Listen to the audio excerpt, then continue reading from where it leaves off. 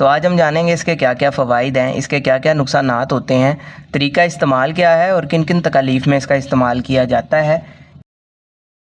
अस्सलाम वालेकुम व्यूवर्स, मैं हसीब अहमद आपसे मुखातिब हूँ। आपको वेलकम करता हूँ अपने YouTube channel first aid pharmacy पे। आज की अपनी इस वीडियो में मैं रिव्यू करूँगा फ्लूड्रम कैप्सूल का।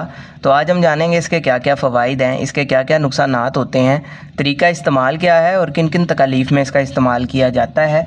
ये सारी डिटेल्स आपको इस वीडियो में मैं आज दूँगा। लेकिन उससे पहले आपसे गुजारिश है, अगर आप मेरे चैनल पर न्यू आए हैं, वीडियो को लाइक कीजिएगा, चैनल को भी सब्सक्राइब कर दें, साथ बेल आइकन को भी दबा दें ताकि मेरी आने वाली वीडियोस आप तक पहुंचती रहें। तो चलते हैं अपनी वीडियो की तरफ। ब्रांड नेम है जी इसका फ्लूड्रम, जिसको बना रहा है जी नबी कासिम फार्मा।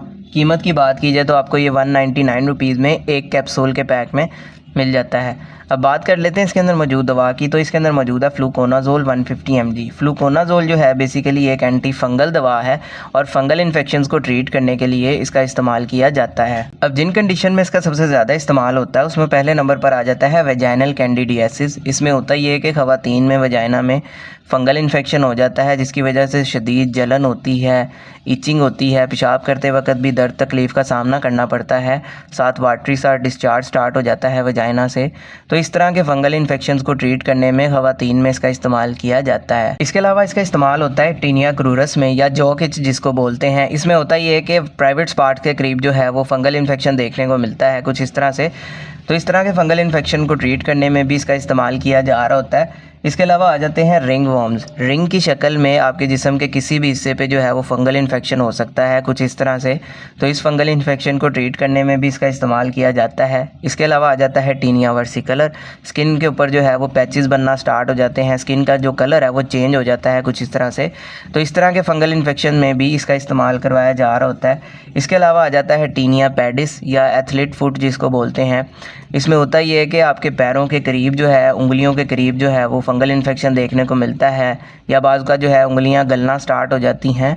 तो इस तरह के फंगल इन्फेक्शंस को ट्रीट करने में भी इसका इस्तेमाल किया जाता है। इसके अलावा इसका इस्तेमाल होता है ओनिकोमाइकोसिस में। इसमें होता ये है कि ये आपके नाखूनों को मुतासिर करता है, नाखूनों की साख्त जो है वो ख़राब होना स्टार्ट हो जाती है, बाज़ का येलोइश हो जाते हैं, ख़राब होना शुरू हो जाते हैं।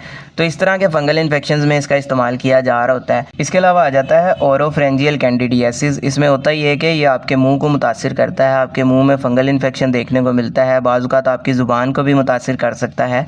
तो इस तरह के फंगल इन्फेक्शन को ट्रीट करने में भी इसका इस्तेमाल किया जाता है। इसके अलावा भी अगर आपके जिल्द के किसी हिस्से पे, जिस्म के किसी भी हिस्से पे फंगल इन्फेक्शन हो जाता है तो उसको ट्रीट करने में भी इसका इस्तेमाल किया जाता है। इसके अलावा यूटीआई यानी अगर आपके पेशाब के रास्ते का कोई फंगल इन्फेक्शन हो जाता है तो उसमें भी इसका इस्तेमाल करवाया जा रहा होता है। अब बात कर लेते हैं इसके नुकसानात की। तो इसके नुकसानात में आपके पेट में दर्द हो सकती है, उल्टी मतली की कैफियत हो सकती है, मुँह का जायका आपका तब्दील हो सकता है, सर में दर्द हो सकती है, गनूदगी हो सकती है, जिस्म पे कोई रैश या एलर्जी वगैरह देखने को मिल सकती है, भूख में कमी वाक़या हो सकती है। तो इस तरह के नुकसानात आपको देखने में मिल सकते हैं। अब बात कर लेते हैं इसके तरीका इस्तेमाल या डोजेज के बारे में। तो जैसा कि मैंने आपको बताया, इसका इस्तेमाल बहुत सारे इन्फेक्शन में करवाया जाता है।